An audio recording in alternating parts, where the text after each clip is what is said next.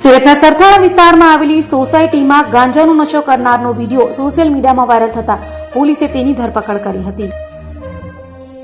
સરથાણાની society કેમ્પસમાં કેટલાક યુવકો ગાંજાની ચીલમ બનાવી નશો કરતા હોવાની ફરિયાદ ઉઠ્યા બાદ વિડીયો સોશિયલ મીડિયા પર વાયરલ થયો હતો. જે વાયરલ વિડીયો બાદ સરથાણા પોલીસે કાર્યવાહી હાથ ધરી ગાંજાનો નશો કરનાર અંકિત હિરપરાની અટકાયત કરી હતી.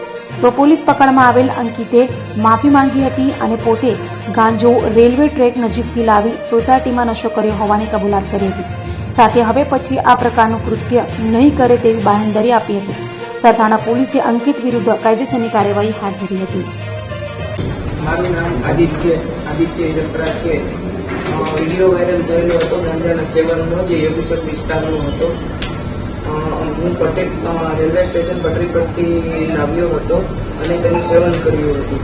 પણ હું તમારા બધાથી માફી માંગુ છું અને આ વિડીયોના લીધે જે તે પોલીસ કર્મચારીઓની કાર્યવાહી લીગલ એક્શન મારા પર લેવાઈ ગઈ છે અને હવેથી આવું નહીં કરું એ હું તમને ખાતરી આપું છું.